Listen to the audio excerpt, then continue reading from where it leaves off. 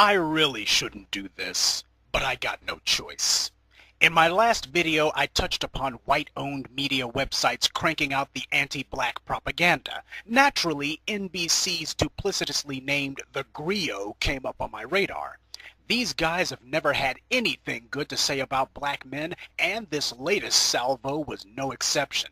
But this time they went so far over the edge, I had to check myself to see whether I was still on planet Earth. Well, I am, though I'm not sure where these guys are. Black male privilege. Are you insane? That is a total contradiction in terms. Black men are the first to be arrested, first to be convicted, last to be paroled, and the last to be hired. Black men die from stress-related maladies far earlier than black women and are the victims of violent crime on a scale that black women can't even imagine. Black male privilege is the kind of crazy talk black feminists like to do when they scapegoat black men for our people's condition. Now, the guy who wrote this litany of lies is clearly panty-begging for some easy drawers, and as we all know, the fastest way to get this generation of females into bed is to just tell them what you know they want to hear. By the way, ladies, a real man leads his woman. If he's patronizing her, then he's following her lead. This guy is not a real man. In fact, he's not a man at all. Unfortunately, he is what black women want today. The problem in black society is that black men are not in charge of our community. We are a full-fledged matriarchy, which is just another way of saying failure. This is because women don't build. That's not meant to be nasty, it's just a fact. And this is why we are fighting a losing war for our survival. What we need is a righteous resurgence of black masculinity. I'm talking about steel-spined, rock-ribbed, iron-jawed, fire-breathing men. And that brings us to the first point of black female privilege. The black woman's heaven is the black man's hell. 45 years ago, black women discovered their inner slut and have been flying through life with their legs wide open ever since. This behavior, coupled with their choosing to reject black male leadership, resulted in an entire generation of black women being single mothers with no support. This was the fall of black America. But that's okay, because white males came to the rescue in the form of a handful of token corporate jobs and a ton of government jobs. And when that wasn't enough, they created a mountain of government programs: welfare, food stamps, WIC, SSI, Section 8 housing, all available almost exclusively to black women. A disproportionate number of black men in jail today are there because a black woman informed on them, accused them of a crime, or got them for child support. Then these same black women have the nerve to join white America in the refrain that so many black men are in jail. Oscar Grant is handcuffed and murdered in front of hundreds of observers. Amadou Diallo is gunned down for showing his wallet. Marquise Hudspeth is murdered for having a cell phone. These men never laid a finger on a cop, but the very fact they were black men cost them their lives. Meanwhile, black women are free to attack the police as a gang, and all they get is arrested, not murdered. To be an honorary member of the oppressor class. That's black female privilege. 50% of black women over age 19 have an STD. 70% are single, 80% are overweight or obese, but 100% of them say not all black women are like that. That's black female privilege. Speaking of STDs, black women have made a culture out of being fast in the ass. They think risky sexual behavior is cute, so they seek out thugs and criminals who have been in and out of prison where they've gotten STDs. This is why the STD rate among black women is more than double what it is among men.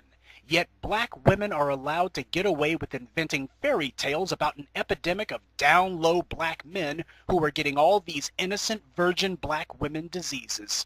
And whenever anyone points out that black women lead the league in STDs, we all have to pretend that we don't know why this is.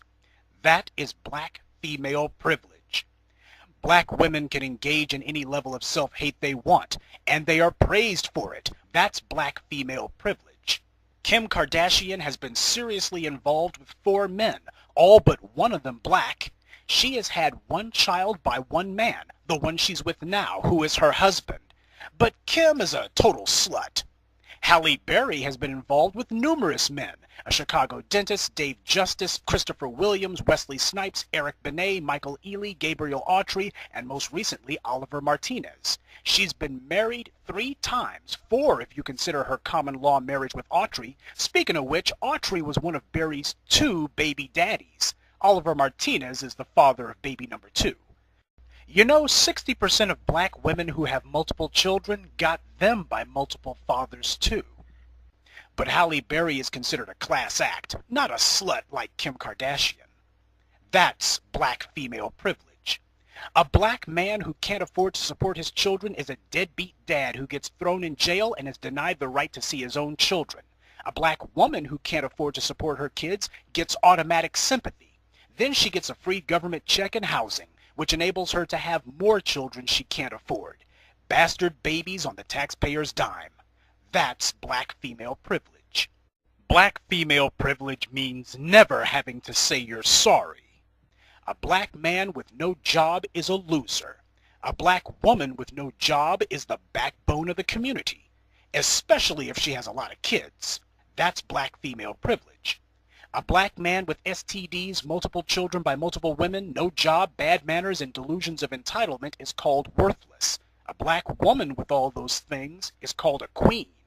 No matter how bad a shape she's in, a black woman is always considered a great catch. Just ask Usher. And the first time things don't go her way, or the instant she decides she's bored and blows up the marriage, well, it's automatically his fault. That's black female privilege. Black women call a good man boring and then say that's why they choose to have children by thugs and losers, as if it justifies that kind of a stupid choice. You know, we don't let children get out of their homework just because they say it bores them, nor do we let grown men get out of working for a living because they say their job bores them. But all black women have to do is say good guys bore them, and society trips over its own feet to blame the good guys and not all these bad girls. That is black female privilege. A man who doesn't meet black women's absurd demands is told by black women that he needs to man up. But black women are never told to be a woman. In fact, there's no standard for what constitutes black womanhood at all. So every black woman pats herself on the back for being a real woman, whatever that is. That is black female privilege. President Obama stood in a church and lied through his teeth that all the bastard black babies were solely created by black men, when in fact we all know that 80% of the women are getting themselves knocked up by only 20% of the men. But he, the most powerful man on the planet, was terrified to tell black women this simple truth. Instead, he gave the same old pandering speech telling black women their favorite lie, that black men are the reason we have so many illegitimate babies, and nobody, absolutely nobody in the media said a word to the contrary. That's black female privilege. Black men have to be 3 times more qualified than everyone else to get a halfway decent job, to get into a mediocre college, or even to get a loan. All a black woman has to do most of the time is just show up. That's black female privilege.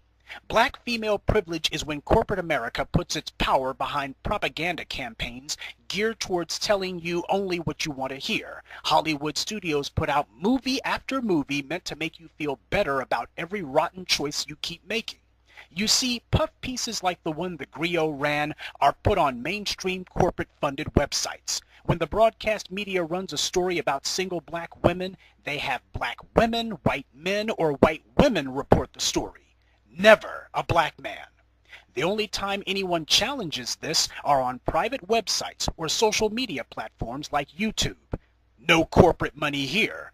They promote what black women want to hear and censor what black women don't want to hear.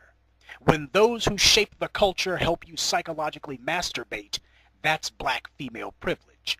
Every time black people get together, nobody mentions how black boys have been utterly eradicated from the school system. Meanwhile, if someone even whispers, "Black girls rock," we all have to stand up and cheer, even though we don't know what we're cheering for. That's black female privilege.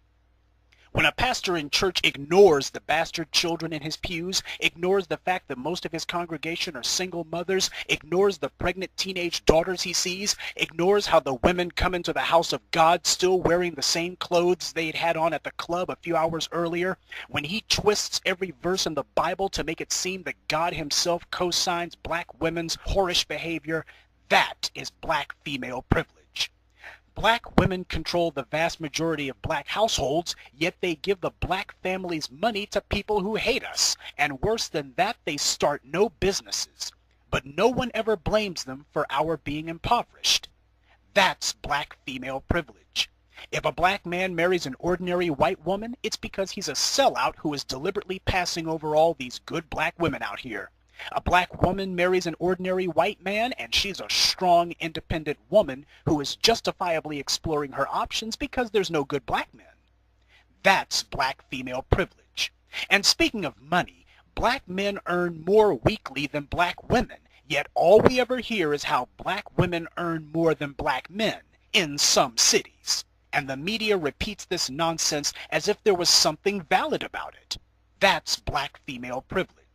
When a black child commits a crime, nobody ever asks where his mother was. That's black female privilege. And on the off chance that somebody does, all she has to say is, "The daddy abandoned me," and no one will ever ask whether the father truly ran off or whether she got the cops and the courts to run him off. That's black female privilege. A black woman supports the genocide of black babies, and she's a hero for black women. Black women do ghetto gagger videos degrading themselves beyond all human belief, and nobody says a word. That's black female privilege.